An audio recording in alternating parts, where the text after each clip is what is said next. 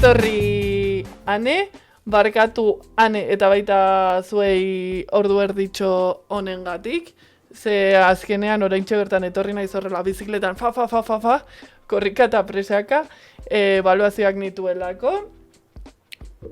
Da, irakasle izataren okerrena. Baina, bueno, kontua da, hementxe gaudela. Eta, claro, Ane, aurreko denboraldian duela 2 urte, egon zen. Orduan, ez dauka logika askorik zuri ona ekartzea lasai formatuko elkarrizketa arrunt bat egiteko. Orduan, pentsatu nuen eta proposatu nizun, bere garaian, duela 2 aste horrela, etortzea gustatuko litzaidakela hitz egitea uda honetan gertatu zen gauza batetaz. Ez da? Bai. Eta, zer da? Uda pixkat astoratu zoan gauza, esango dut. Pixkatan kasgora jarri zoana eta auzi mundial bat bilakatu zana, ez? Hori da. Horren aurretik ere hon zan, zuk esan daizun ez da hau izebergan punte izan zan, ze ez daketxe aurreko behatile lehenuotik zatorren kontu bat da, baina esplota osoan abuztu behar dixan, eta hauntzak arratu zituen, eta iso zan dagoen agian pixka baretu da, baina bai da. Bai, oraindikan badirudi oraindikan arrastoa uzten ari duen gai bat dela, eta zergatikan iruditzen zitzaidan oso garrantzitsua eta bere biziko garrantzia zuela ona ekartzea, berazkenean kirol kazetaria da, gaur egun naizeko kirol zuzendaria, gaur esan didatela gaia zuzendu didate, gaur irratian, 2. kafeko lagunek, eta azkenean zu futbola aspalditik jarraitzen duzu, eta iruditzen zitzaidan garrantzitsua hemen biok egotea, baina berezikizuk gehiago pilotatzen duzula, ze ez da oraingo kontua, ez da musu baten kontua edo azken urteko kontua, baizik eta duela urte desientetik ona datorren kontua, eta estratoetan, federazioaren estratoetan ere errotiagoko kontuak. Orduan. Sistema baten funtzionamendu da. Hori da. Atzo Aitana Bonmatiren Salvados ikusi nuen. Orduan, nik ez da, badut pendiente. Titular bat lahazoan, eta horrekin ere, pixka pikatu dira, bai. Pare bat jokalai. Mutilenak? Bai. Aitana Bonmatik esan zoan, galdetuta ea zehose geixo espero zen gizonezkoen azkenean lankideak dira, gizonezko lankideen gatik. Esan zuen ez, sinceramente, eso espero geixo, apoio geixo, eso ala ematen duroik euren babesa gatik. Carvajal da Moratak izketan egin dugu eta pixkat pikatu dira. Bai, orduan, ze iruditzen zaizue, egiten baldin badugu,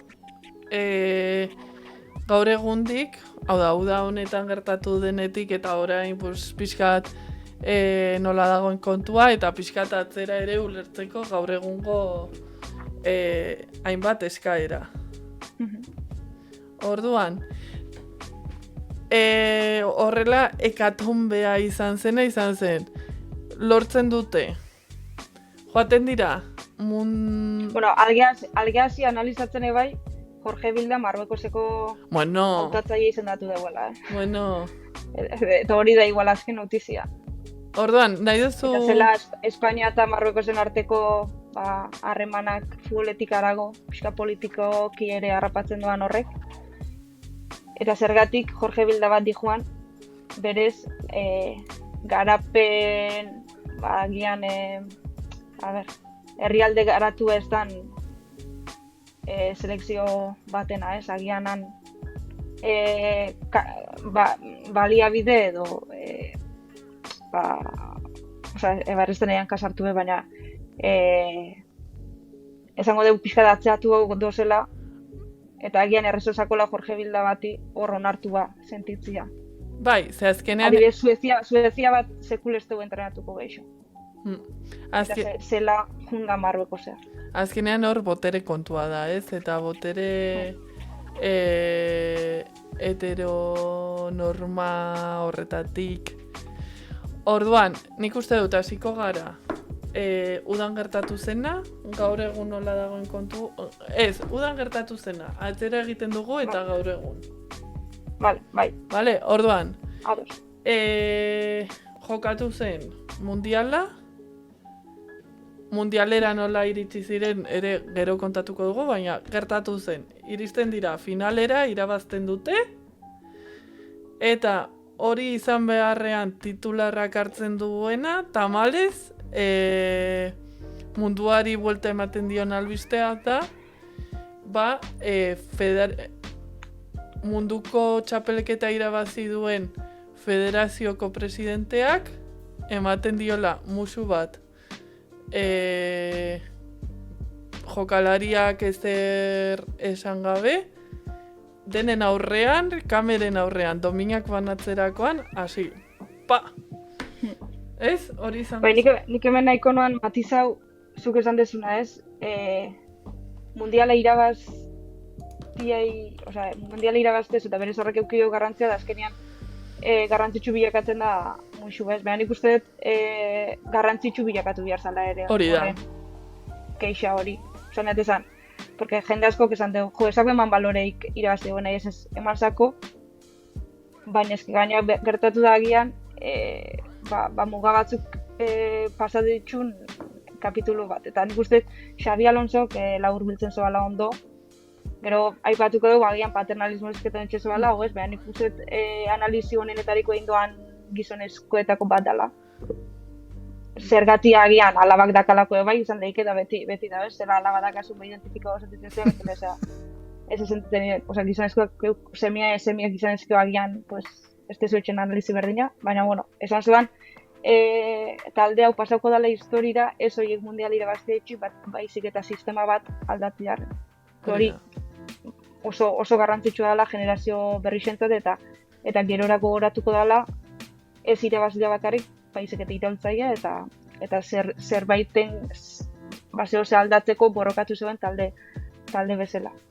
Guztiz. Horrean ikusten hori nabarmendu behar dela eta gero baipatu bezala ez zela botere harreman baten ondorioz gertatzen da Rubialesek, presidentiak, musukatzen doala jokalari bat, Jenny Hermoso. Eta jendeak zela ez da ulertzen hori dela botere harremanen arteko talka bat, eta aparte kapitulo matxista bat, baina baizik nabarmenduko noan, botere harremanen kontua dela da presidentia, da jefe bat ez zela langile bati, langile honek emaitza ona lortzen doanean, zela reakzionatzen da musu baten bitxartez, zela sentitzen da bermatuta hori egitea, eta hori da aztertu beharko zela. Zeba sentitzen da Rubiales bermatuta hori mundu guztien aurrian etxea. Eta ez hori bakarrik, jada urrengo gertakaria ez, nolabait, tartean,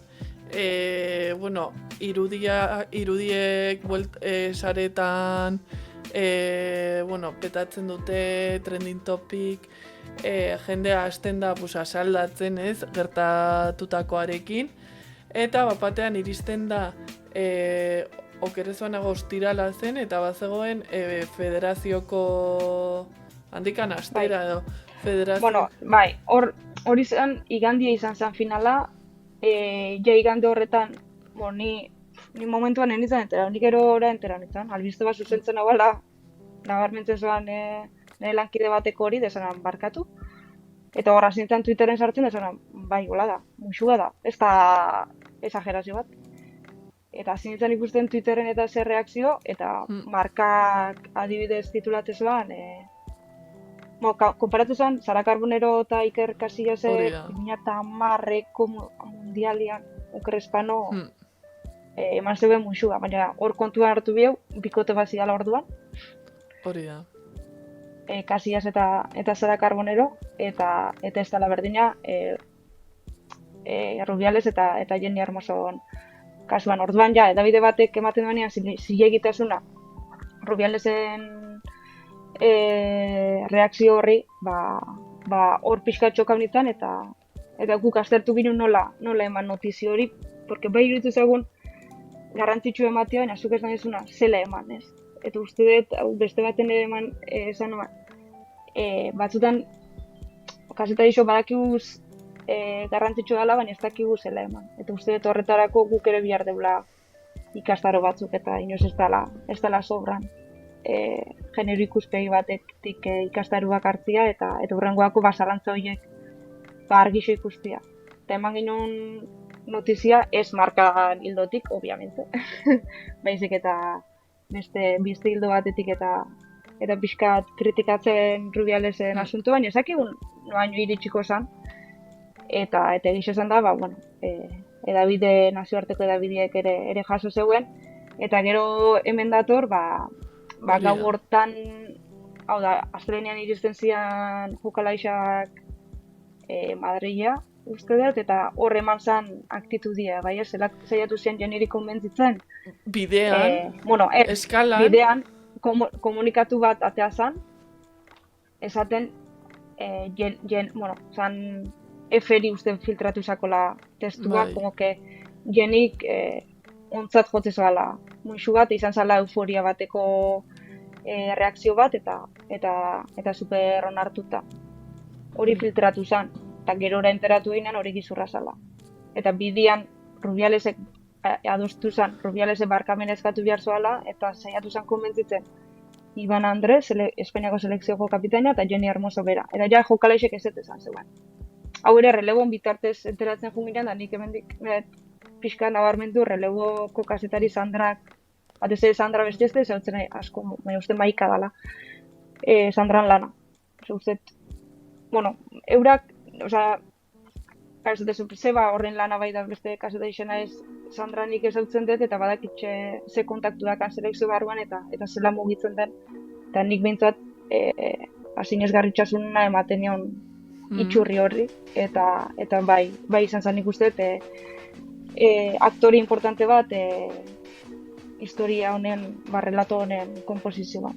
Claro, hor dauka aipatu duzu ez, prentxaren eta edabideen papera kontu guzti adibidez, marka batek ontzat ematen zuen bezala, relebo keixo insistitu zuen beste bide batetik, eta gaina kritikatzen zuen, piajian gaina presiuak egon ziala, eta hori onartezina zala. Hori da, hor ere ikusi ditugu beste David edo Kirol programa batzuk, adibidez el Chiringuito edo el heterobasikismo, superbasiko, kasposo. Eta hor, iristen dira Madrilera, egiten diete harrera. Bai, dana como normal, nik uste tensioa basabala. Bai, hor badaude irudi batzuk, hitz egiten zuenean hor harrera horretan Jorge Bilda, zela esateko moduan las caras Juan las caras. Ze esaten zituenak ere, como, kara, talde bat. Bai, eta hasiera honetan Jorge Bilda ez da bastante tapau, ez da protagonistia hauzi honena, gero sartzen da berriz ere kapitulan, le gusta entrar.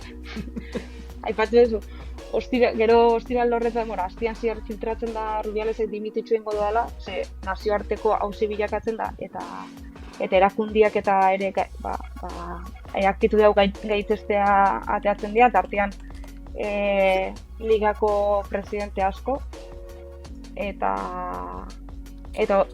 filtratzen da, Australian egongo dela ezoiko batzar bat, eta hor dimisio emango dela. Sorpresia zein da, danogoz dimisio horren zain, eta esatukeno badibitea. Gizurretan dozela Jokalaixak, eta beste joala dimititzea, eta hor berriz da, beste bomba bat, eta berriz kapitulo hau luzatzea. Eta ez hori bakarrik ere, kontua da nola egin zen hori, nola komunikatu zuen hori, bere alabak, las verdaderas feministas, bai, falsas feministas deitzen gainontzekuei, Jorge Bildai bere babes ematen, Jorge Bilda txalotzen esaten zoana, Hombre, Luis de la Fuente igo gizonezkoen zion hautatzailea soldata. tartean. Bai. Osea, ¿Cuánto era?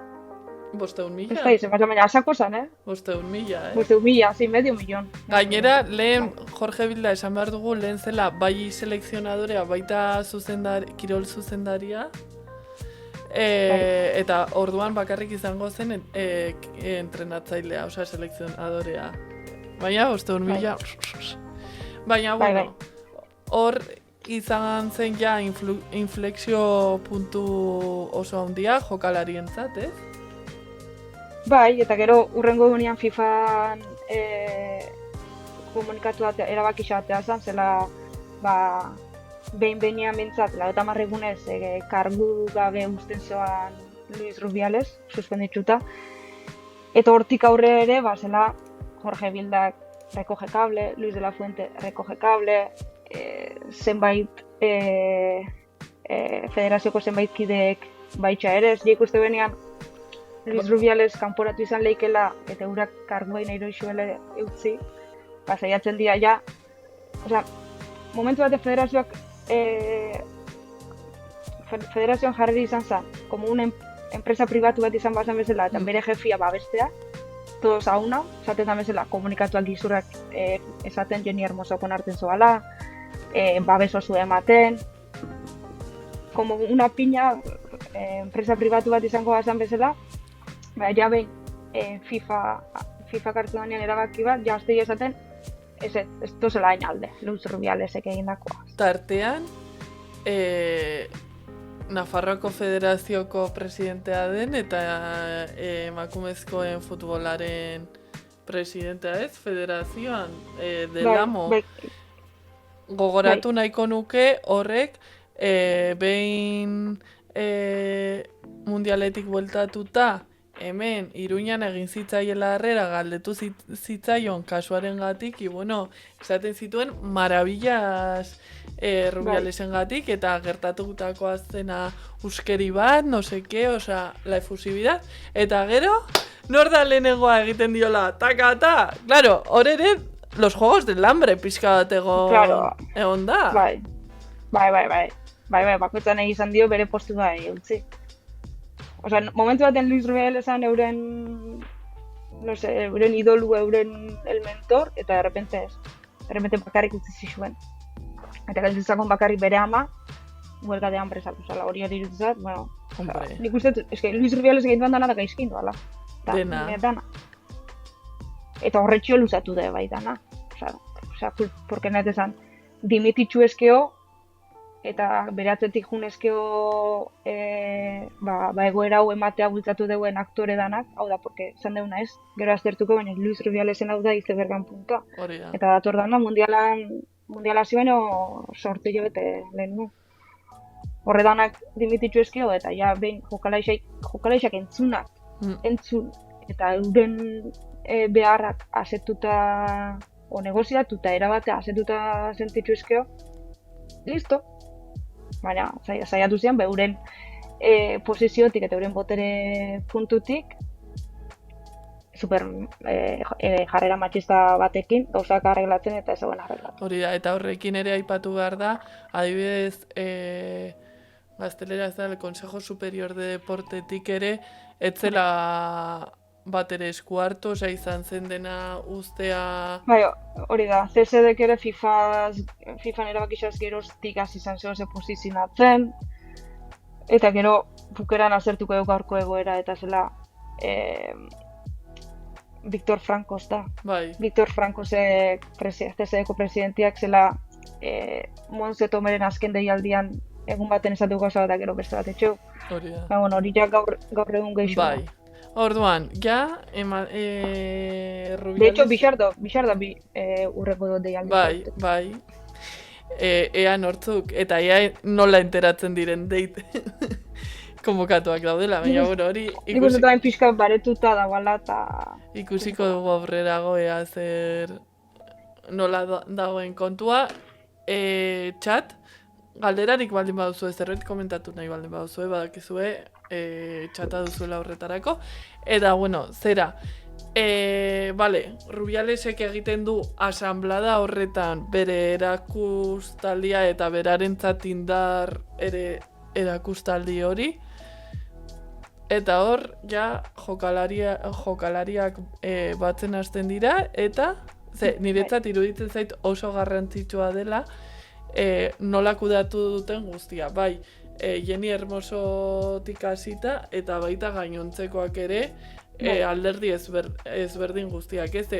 Alde batetik daukagu musuaren afera, eraso sexistaren afera, eta hor protagonista nolabait esatearren eta berak ala nahi ez izan da Jenni Hermoso. Eta bestean ja dira jokalariak, ez? Baina nola dena kudeatu eta bideratu da borroka kolektibotik. Bai, WhatsApp grupo bat zegoen.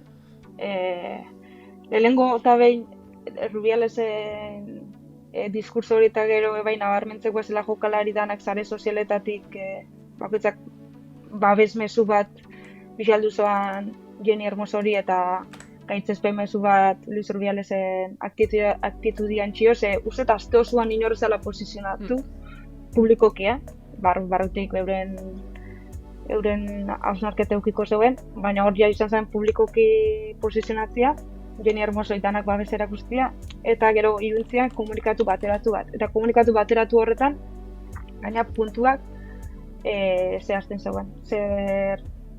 Hor zan, puntuak zehazten zeuen izan ziren geroago.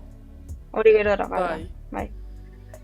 Nik uste dut lehenengo. Hor zan gaitzesten zeuela aktitude hori, eta gero Jenni Hermosok argitzen zuen bere aldetik, ezala izan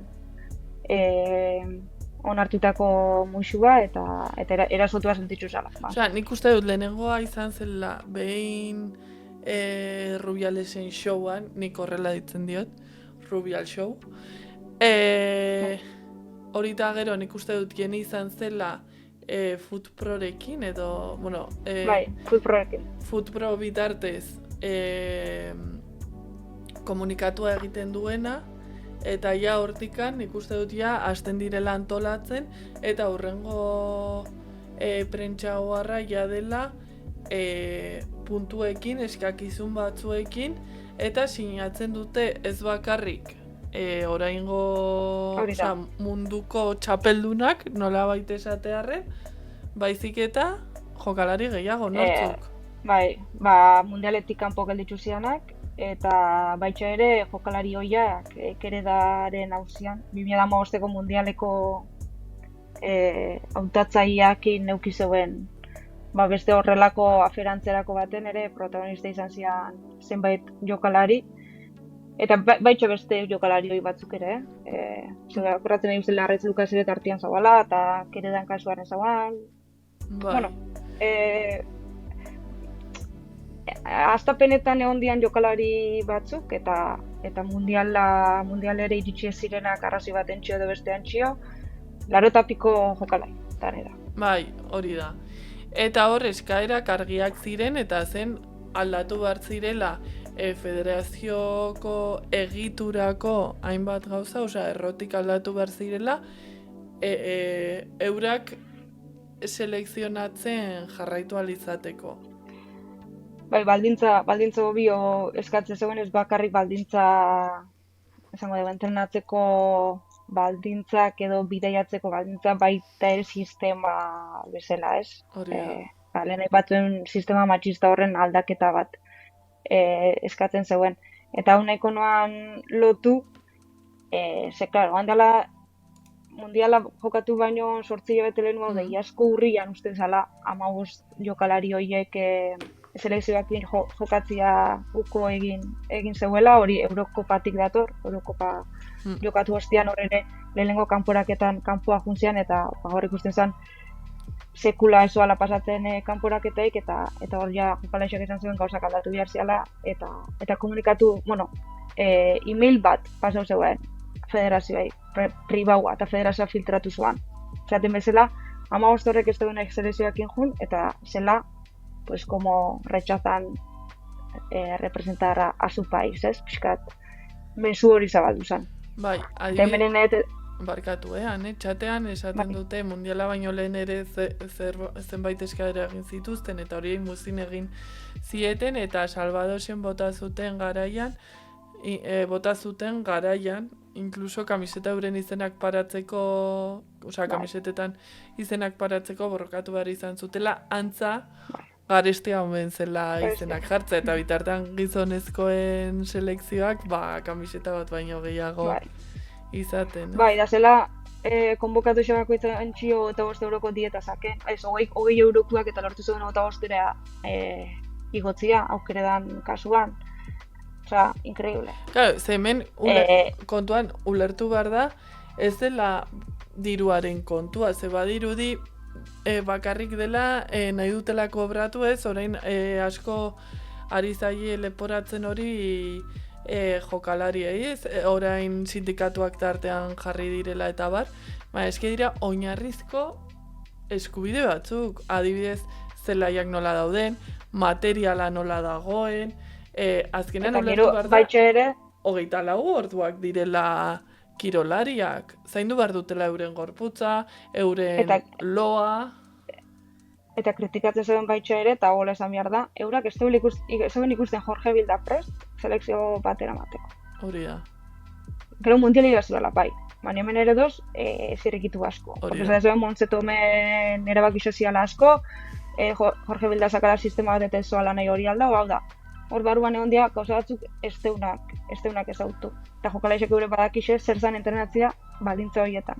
Eta iazko urrian kejatu egin zian. Eta hemen ere bai aipatu, iazko urrian kejatu zian, kejatu zian, esan zeuden, gauzak eskari aldatzen nik ez den hautatua izan. Federazioak erabaki izan mezu hori filtratzia, euren egizuan relato bat eraikitzeko hau da. Zelako gaiztuak dian, ez dela nahi Espainiako selekzioen jokatu da, kasualidadez gaina asko zian katalanak eta euskaldunak. Bueno, pues ya ba. Cosas. Eta hemen bai kritika usakoen asko jokalaixai, eta hau esango dut asko, hau da ez bakarrik Espainian, ez zegoela zehazten, zer nahi zeuen aldatu atzateko, eta orduan zinezgarri txasunik ezakela. Eta ez direla argiak, eta ez zutela prentsa aurrek hori... Kapritxosak izango ziala, ez dakize bat. Hori, markaren portada ere, en plan, hor daude. 15 kapritxosas, Bai, eta hor, ere federazioaren jarrera izan zen, esatean, bueltatu, mundiala jokatu nahi baldin bazuten, barkamena eskatu beharko zutela. Bai. Azkena... Bai, da gero zian pare bat deialdi, zian jun konbokatuak eta irabazi zeuden Amerikako estatu batuen aurka, eta beste garaipen bate bai, hori da, eta hor Jorge Vilda azte zen esaten, eraman zuen jokalaixak onak ziala, eta ez zeuela, eta inok esan ipinitu dan, eraman zuen jokalaixak onak ziala, zino. De hecho, inoiz ez zuen eraman jokalari horiek gainontzekoak zozela. Eta askotan kritikatu zatzokon jokalari batzuk kanpoan lagatzia. Eta gero behar zegoen arro, zela, oain deitzu zuen jokalaixak erantzun zegoen. Bai, hori dana bai. Honen ustez ez zegoen prestatuta hautatzaile izateko. Jorge Bilder hartu zen, kere da bota zanean, Angel Bildan semia da, txufismo bat egon da, gisa da 17 urte azpiko selekzioekin eta 19 urte azpiko selekzioekin irabazitxak ala gauzak, baina bai da nabarmentzeko ere kasu honetan Patrik Guijarrok oso ondo ezautzen diola eta mundialea ez da jun. Hau da, bere printzipioan txio ez da jun eta Jorge Bilda aspalditxik ezautzeu, eta hori bai da, nik usten nabarmentzetua, aspalditxik ezautzezun entrenatzaile batekin ez duzula konfiatzen.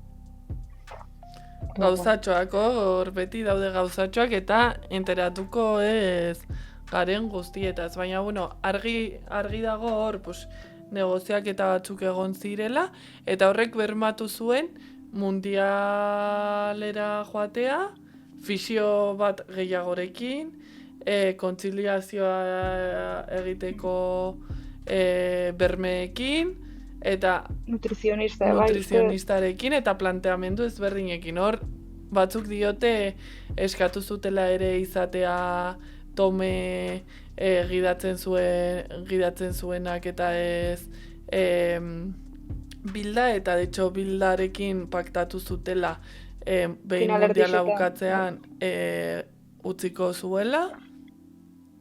Bai. Well, pues, bueno. Bueno, utzi du.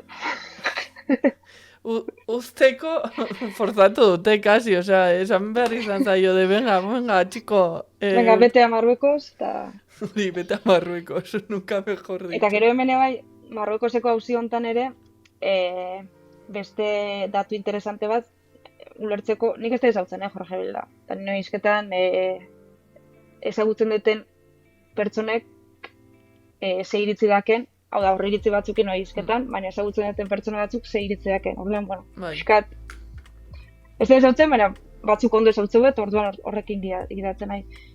Luis Cortés, Bartzelonako entrenatzaile hoia, hau ere Bartzelonatik ez erten ondo, baina, bueno, hau, beste kapitulo bada, Bartzelonako entrenatzaile hoiak lehen oain dela gitxi Ukranian zoan hautatzailea, gero Ukraniako gerran ostean lagain zoan, eskainizako Marruekoseko hautatzaile izatia, baina enteratu zen, bere hautatzaile izan ez gero, hau da, Jorge Bilda Marruekoseko estrukturan egun. Bai, edo kirol zuzendaria da ere, ez? Bai, igual oain bai, eta nizuen Luis Cortés entrenatzaile eta Jorge Bilda kirol zuzendari. Luis Cortés entrenatzailea, Jorge Bilda izango zela kirol zuzendari, ukatu egin dugu, postua. Eta orduan, Jorge Bilda da hautatzaile. Hau da, bere lankide batek ere, ukatu egin dugu behakin lana itxia. Eta hau ez da, muixu eman zoan pertsonia. Hori da. Osa, muixu eman zoan da Luis Rubiales. Baina, Luis Rubiales da sistema baten eredu. Hori da. Eta, bueno, aipatu dugu hor izan zela oso garrantzitsua 80 gora jokalarik sinatu zuten prentxauar hori, ze hortikan gerora iritsi da alde batetikan orain Olimpiar Jokuetan lehiatu alizateko bertan lehiatzeko sailkatzeko orain daude txapelketa moduko batzuk. Orduan, irabazle izan da ere jokatu behar dute. Eta horretarako, jarri zuten Montse Tomé, ordu gura arte zela bigarrena selekzionadore, eta batean agertu zen prentxaurrean izenak botatzen. Lehen deialdia ematen, esan zeuenian jokalaixak gauzak aldatuz gero, ez zeuela nahi hautatuak izatia. Eta hemen hau da lehenengo Atenea del Castillo eta Claudia Zornozak hemen da. Respetatzen zeuela, hemen da, komunikatua respetatzen zeuela eta erabakisa respetatzen zeuela, Claudia Zornozak ez zuen listien izan zen, porque esan posizionau ez baten da ez bestian. Eta esan zuen, bueno, nik selekzioan nire bilbidea bukatu zaten batet, errespetatzet nire taldekidien komunikatu, baina nik joa firmatzea, zenik ja nire tapia bukatu dut hemen. Eta Atenea del Castillo esan zuen, behantzate ja pasatu zala dana, aldaketa batzuk eman ziala, hau da Jorge Bilda unzala, eta beak nahi zoala, hautatua izatea. Eta honen ostian, hau da, 21 jokalarik esan da, ez zuela nahi hautatuak izan, etortzen da Montse Tomen lehen deialdia, eta tartean doz, ez ota bat hoietako batzuk, baizik eta mundiala jokatzea bukatu zeben batzuk, hau da. Mati León, Patrik Jarro eta Claudia Pino. De hecho, Graxi Claudia Pino da sub-21. Baina, bueno. Graxi Bernartek dio txatean, eta mehatxatu egin zieten federatu izatetik bota behar zituztela, hau da, ez zutela gehiago futbolean jokatuko. Baina hor, badago anekdota bat, antza denez Mapi León enteratu zela, sartu zelako zuzenekoan, YouTubeko kanalera edo Twitterreko zuzenekora ikustera nola zen konbokatua, eta zen kuriosoa, ez? Ez jakitea eurak ere ez konbokatuak izango zirela. Eta gainera, Tomek erantzun zuenean, hitz egina zuela jokalariekin. Jokalariekin. Hemen dator, gizur batzuk egon zian tartian, jokalaixak ez zegoen nahi jokatu partido horiek, bueno, de hecho, prester ezian ikusiko seguramente psikologikoki, eta gero ere hemen tartian, konbokatu isa ezagututa gero ere, jokalaixak euren harridura azaltzen dugu, eta sartzen da hemen Consejo Superior de Deporteseko presidentia. Frankos. Irratzaio baten esaten, CSDek ez dakala beste aukerek, eta espaia juten deialdira, legea aplikatu beharko dela, eta lege hori dela, amabos urteko inhabilitazio, irutik amabos urteko inhabilitazio. Bai. Hori da, gainera hori da lege berriaren baitan dagoena, eta da nolabait ere blindatzeko euskaldunak eta katalanak selekzioari uko egiten ez diotela, baina hemen aplikatu behar zuten modu bertxian. Eta orduan iristen da konvokatoria, bidaiatu behar da, hau ere, eske dena da un esperpento, eske da espainita. CSDek esateu legia aplikatu behar duela, eta nik uste hor, jamada badakala ez dakik gobernutiko nundik, esaten, eta horrengo unean ja beste iritzi badak, eta horrengo unean ja dijue dialogatzea, bea presentzialki, ea egoera hau aldan bideratu hau da. Baina hemen ere, eurek ez dakixe. Hor ere, las malas lenguas dicen, hasiera batean joan behar ziren Sevillara, ez? Andaluziara egitera kontzentrazioa, baina bapatean joango dira Valentziara. Eta antza denez, zergatik joaten dira Valentziara, ez zuten entrenatu. Gainera, joaten dira, antza denez, Andrea Menendez Fallaren zuzenekoan, deskubritu zen Víctor Frankos, da, CSDko presidenteak bazuela. Valentzian akto bazaka. Hori da. Orduan, ere... Instituzional bat. Ere telita. Mugitzen dira, eurak, zuk? Hori baina gabasakan iritzi bat ezaten legia aplikatu behar zigortuak izango ziala jokalari horiek, eta hurrengo gunean, Valentzian izango data hori, baina ja dijua arazua konpontzea da horri amada bat egon zan, esaten, igual ez da erabaki honena, zigortzia. Hori da. Eta horra dute jago izeko zeirak arte ustez bat hartuta, horrela egiten da jun nahi doana etxea jutia, eta Patri Jarro eta Mapileonek erabakitzen dugu hori. Ez nik uste Mapileon ere oso argiz izan zala, mundial bati, bizitzako kirol itzordu garrantzitsuena juko egin diot, ere printzipioen gatik, eta hain detxu itxiazu, eta parte ezial ikusten prest, psikologikoki, horretxeko, miente horretan egoteko. Eta horretu jago izeko zeirak arte ustez bilduta, eta erabakitzen dugu jokatzea. Eta, hor daude emaitzak partidu. Akordo batzea iristen dira, ez dakize hiru direktibo kaleratzea. Komunikazio arduraduna, marketing arduraduna, filtratu, erredaktatu zuena eta filtratu zuena ustezko Jenni Hermosoren komunikatu faltsu hori. Gero hortikan ere egon zen komunikatu bat kendu zutela, bapatean desagertu zela. Que fue abducida por el sindicato FUTPRO. Federazioaren webgunetik, eta pixkat estruktura, federazioaren estruktura. Eta hor badaude kazetari eta sasi jakintxu asko esaten dutela ari direla eurak euren gustora jartzen, eta ez da horrela, eurak oso argiak izan dira hasieratik, eurak ez dutela momentu batean ere eskatu entrenadorearen kasunetan Bildaren dimisioa, baizik eta eskatu dutenak dira aldaketak oinarrian eta planteamenduetan. Baina zita oinarritik, eta de hecho CSD-rekin izandako mediadore gizan egondako bilera horiek eta gero hartu zen zuzenean hartu zen neurrietako bat izan zen, ez dela egongo la selección y la selección femenina dena izango dela la selección, ez? Egantzerako... Bai, eta Obviamente. kamiseta berdinak izar bat eramango duguna. Baina, kasu honetan kritikak egon dira, da nik uste dut ez da leo zelako erabakixa, Nik, eta hau askotan esatet, zebe esateu selekzion femenina eta inoiz ez selekzion maskulina. O liga femenina da inoiz ez liga masculina. Claro, la roja da gizonezkoena ez.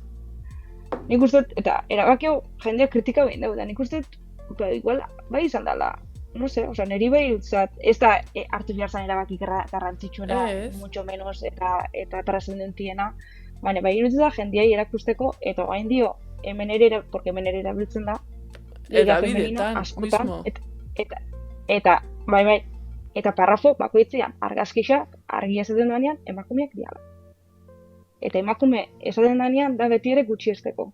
Hau da esateko, da bigarren mailako kirola, ez da lehenengoa. Las chicas de Jorge Vilda hicieron un buen partido. Eta emakume erabiltzen bazu, erabili beti maskulino bai. Hori da. Nire zetorri izaten liga femenina dela eta bestia liga. Ez. Orduan nahi, bueno, ez nahi izaten hartu bihartzen erabaki bazanik, baina ez dut ikusten bai. Garrantzitsua da diskursiboki eta egiten ari diren planteamendu eta posizionamendu horrekin iruditzen zait oso garrantzitsua aurrera egite aldera, eta hori iruditzen zait oso garrantzitsua ere Irene Paredesen, Alexia Putellasen eta Aitanaren paperak. Azkenean egin dutena izan da Jenei pixkat ere bigarren plano batean utzi, zeia badu gaixoak, berak nahi izan gabe foko mediatiko bat, eta ez da txapelduna izateagatik, eta iruditzen zait oso ona eta oso guaia, nolabait esatearren, nola hartu duten ere lehenengo lerro hori beste hirurak eta diskurtsiboki ere nola azaltzen diren. Ze iruditu zait, CSD-rekin bilduta gero oso argiak izan zirela guztiak, nik uste dut guztiak izan zirela oso argiak edabidekin, inkluso Monsetome bera. Ze hor ikusi ziren gauza asko, berak onartzen zuela agian gauza askotan berari ere gezurtu egin izan zitzaiola federaziotik. Bai, inposatu inzakon, deialdi hori nik ez zinisten Monsetome eta sakonek. Eta ikusten zitzaion aurpegian. Prentxaurreko batean eta bestean ikusten zen olako... Bai, da, gero zeiatu diren esaten, jokalaixak Monsetome ere zeuela besten, eta gero ikusi da jokalaixek ados doz, ez duzela Monsetomen kontra, sino erabaki batzun kontra eta horiek aldatu diala. Eta hori batzu zeiatu dira, ipintzen Irene Paredes da Alexia Putellas, Irene Hermosei como villanas, adibidez Juanma Castaño, esaten manipulatzen dozela eta behar daka bigiurra, federazioan aldaketak emateko eta bere posizio ere galtzeko bildio horretan, eta horren truke kulpatzen dugu bi referente, porque esan duguna ez da bakarrik irabazien duela, baizik eta sistema bat eraldatzen doz, eta hori agian garrantzitsu izango da. Betizeko jokalei Rosa Marquezek esatezuan releboko elkarrizketan, dela gitxi, juntzan Olibako konbokatozio horretan, eta berzi sentitzu zuen, ez? Egoera horretan, eta esan zuen, Irene Paredes eta Alexia Putellasena iruditzen dagoela nabarmentzeko ez, Irenek bere bizitzen da nahi irabazi dugu, eta superkonsolidauta dugu futbol mailan Alexia Putellasek ere, eta munduko jokalai honen eta do prekupauta, urrengo belaunaldixei ze federazio lagako izuen. Hori da. Eta hori da, zagarri da mesua. Eta hori da gakoa, eta nik uste dut ez dela oraingo kontua, baizik eta bai Irenek eta baita Alexiak. Irene 2015ko mundial horretan zozen. Alexia ez dakit, Irene bai. Baina bizi izan dutela ez, eta da ere pixkat ondoren gotza hori ez, azkenean aurreko generazioek utzitako borrokarekin jarraitzekoarena. Karo, eta Irene hor gazte zan, zezan oain dala 8 urte, josakala gota bi ota lau urte. Zakitxo. Ez da gizien badakan, zenbat urte dakan irenek. A ber, guazen. Ose, badaki baino ez dara kasartu. Es del 90, uste. Lauro gaita maikakoa, ustaiaren Hala, laura. laurogeita hamaika. Da nire adinekoa. Beti zarro gotatze jot. Ez da batena zarrotan ja. Ba hori, daka baino eta 12 urte, ba orduan eukiko zelan gota lau. Eta orduan, agotza altzau zeunak ziren bere boket eta inoa tirapu, Hori da. taldekide izan ditu bixak, eta Irenek hartu deu, kasu honetan rol hori ez, eta nik uste dut hori garrantzitsua dela, Irenek rol hori hartu izana. Bai, eta orain hitz egin dugula aurreko generazioetatik, hor daukagu ez, aipatu gula mundialaren bueltan keredare aurka egin zutena. Eta nik uste dut aurretik ere egon zela generazio bat, baina hoiek isildu, osea ez zitzaiela entzun. Adibidez, Bai, esan. bai, generazio horietan do bat Laura del Rio, baina gero garritzen dit, Laura del Rio izan zen, keredan kasu baino lehenua hotza altzatu zoan eta Hori da. kopat. Ze hor Eta egin esan- zuten idatzi bat, ez? Uste dut, entregatu Ez baina lehenuo, Bai, hori baina lehenuo, hau da, mundial hori baino... bai, eske lehenago egon zen, egin zutela idatzi bat, entregatu zutela federazioan, eta egin zuten idatziarekin funfungu, a la papelera, literal. Eta esan zieten, que no les iban a hacer... Hemen topau dut. 2010an, en 2010, Laura del Rio azaldu zuen publikamente selekziotik erten zala entrenatzaile metodoak kuestionatu zitsulako. Baina orduan bea bakarrik erten zan. Ze zuan lortu babes hori, o ez dakitxo, ez dakit zela ez zuan lortu, o ez dakit zela eman zan ere. 2010an, ondala 13 urte. Baina, Laura del Rio bain federazio barruan doa, sub-17 o sub-19 entrenatzen. Bai. Orduan, neure hori dakat, baina, bueno, bai izan zen aitzinari bat hor. Eta tarte horretan ere, Martakubi jokalari katalanak ere bai kritikaztu zituen, kereda entrenatzaileak, zelako gutxiespenak soltatzen zituen entrenamenduetan, ez, txabalaz, egoz ez batez bala. Bai, tanto ese sexista comentario- como Bai, homofoboak. bai. Eta horre ere, sin más ditu zen, Martakubik ere uste gero ere esan zagala, hau. Eta 2015an mundialetik bueltan, Zela lehenengo mundiala gainera joaten zirela. Bai, Espainia lehenengo mundiala. Hortik bueltan ja, abioian bertan, selekzionatzailea ere abioian bertan zegoela, komunikatu bat osatu zegoen. Eta aterrizau zegoen Madrilen, aterrizau baino lehen guztet publikatu zegoela. Bai, bidali zutela. Eta ja gero Madrilen itxu zain prensa osua zegoen, eta hor bere boket eta inoa tiratu aurpegi ematen eta azaltzen agertzen dira. Eta kereda botatzea lortzen dugu, baina federazio barruan segitzen zoan. Baina ez dakit. Urte batzutan barruan segitu zuen Bai. postu baten. Eta ez hori bakarrik, baizik eta jarri zuten bilda, eta zer pasatu zuten. Zu eta zu, kexatu zaretela egon zaretela atzean, jatzarete gehiago etortzen Espainiar selekziora. Eta pues nik uste dut, biei, behintzat hain hori Bo, nik uste- Bai, ja uste euren etapa bukaeran zozela ere Bai. bixak, Orduan, bueno. Izan zen, como que eurentzat nik uste dut, etapa bukaera bat duin, Bai, gazi duintasunez gozoa. bukatzea. Bai, Ez, duintasunez bukatzea, bueno, bai, hori ere. behintzat legatu hau latzet. Bai, de hecho, gero ikusi ditugu behintzat Ainoa ere grebaren kontuarekin, konbeniaren kontuarekin hor borrokan, Eta bere bokete ere segitxuro beste egoera baten, Espainiatik kanpo, baina bai. ez dela kasualitatea, eta gero ez dela kasualitatea ere, zuk lehen aipatu duzu hasieran, hor atope ibili direnak izan direla bai euskaldunak eta baita katalanak. Katalanak, bai. Da, como... Bai, zeste baztu bihar ere, Amaiur, Nerea, Ainoa Moraza, Oian Hernández, Maite Oroz, Hor zela euskaldun batzuk agian beste papel baten bai egokitzen zakuelako beste papel bat izatia ze ez dira veteranak, baina bai, hor kexatu dianak eta saiatzen dozenak aldatzen eta eurek ere kontziente diala eta Alex Japuteiasek behin baino izoten esan dugu eta Alex Morganek ere bere garaixan esatezuan, zoritxarrez osorionez, zoritxarrez izango eurek ez dira preokupau bihar futbolista izateakin bakarrik, baizik eta dake motxila bat, Claro. ze islatzen duen eta erantzukizun bat bezala, ez? Generazio berriekiko. Hori. Agian gizonezkoek ez dakena. Para nada. Naiz eta uki beharko zegoen, porque generazio berriekiko ere bai dia Noski. eredu. Baina ez du sentitzen erantzukizun hori. Bai, nik horrela ja isten joateko,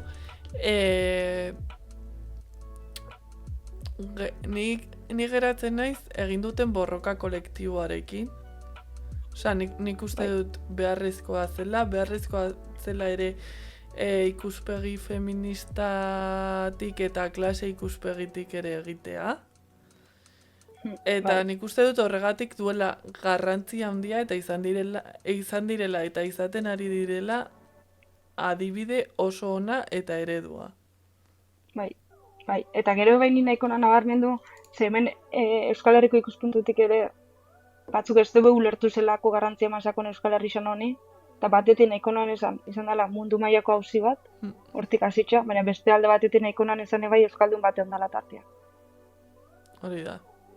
Eta listo. Osea, nahi esan, bakoitzak dakigu zela sentitzen gehan eta Espainiako selekzioak ez digula ordezkatzen, baina Euskaldun bate onda tartean eta auzi mundial bat izan da. Hau da, el mitu estatu batu harra informatu baginun, zeba ez hau. Hori da. Orduan, Hori da. Eta, bueno, ja bukatzeko ja dator azkeneko zatitxoa. Eta, bueno, lehen esan dizut pentsatzeko, bauzut artea pentsatzeko, aukera niri galdera bat egiteko. Vale. Eta gero... Tema honetaz ez da izan behar, ez? Ez du zertan. Eta gero, datorren asteko gonbidatuarendako galdera bat ere pentsatzea. Ezin dizut esan norden, horrek duelako grazia. Ez hau trukua.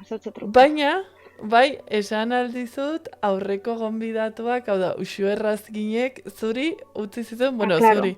utzi zizun galdera. Bueno, dakizunez, Uxue Errazkin oso novela beltza zalea da, orduan bere galdera izan zen. Eta Agatha Christieren superzalea.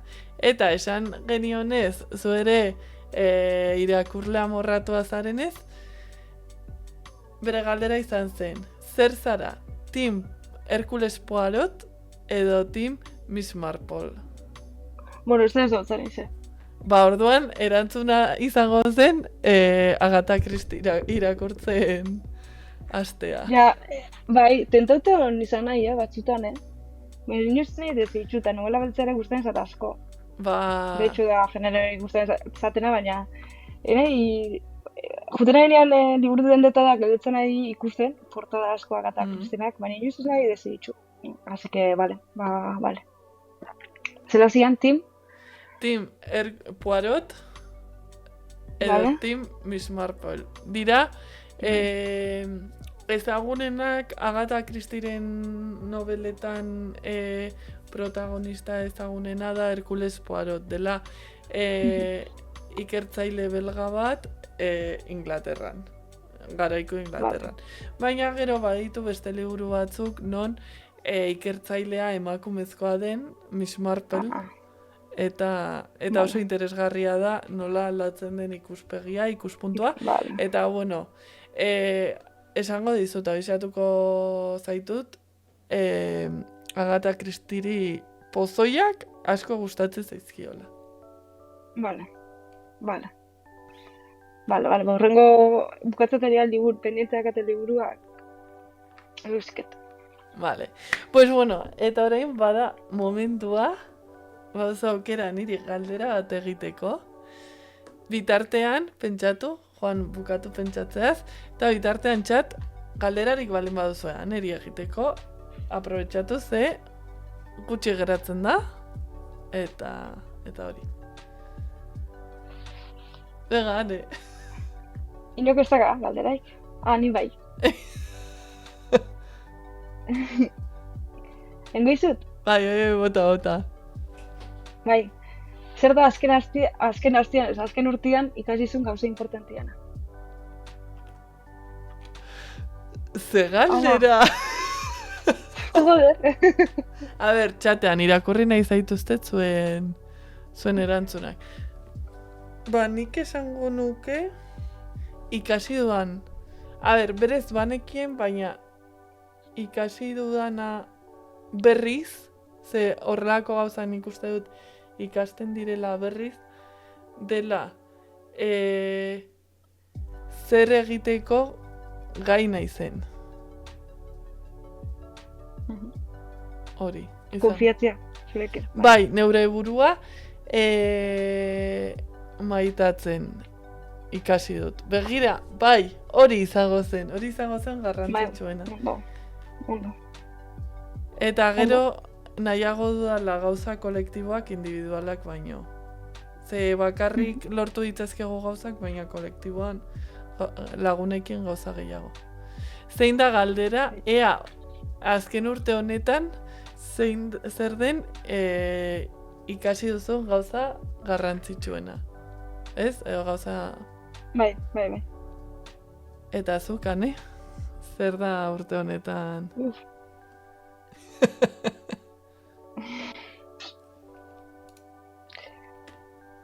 Baitxore lehen ezten neure sentimenduako lehentasun ematen, nire buruak. Eta neure buruakin egoten ikasten. Hori da. Eta nik uste dut ere, gaizki nagoenean, bueno, hori nik uste dut ia kontrolatzen duela, noiz eskatu laguntza. Importantia, bai. Vale, eta ja bukatzeko, azkeneko galdera, urrengo gonbidatuari egingo diogun, datorren asteazkenan egingo diogun galdera, zein izango da?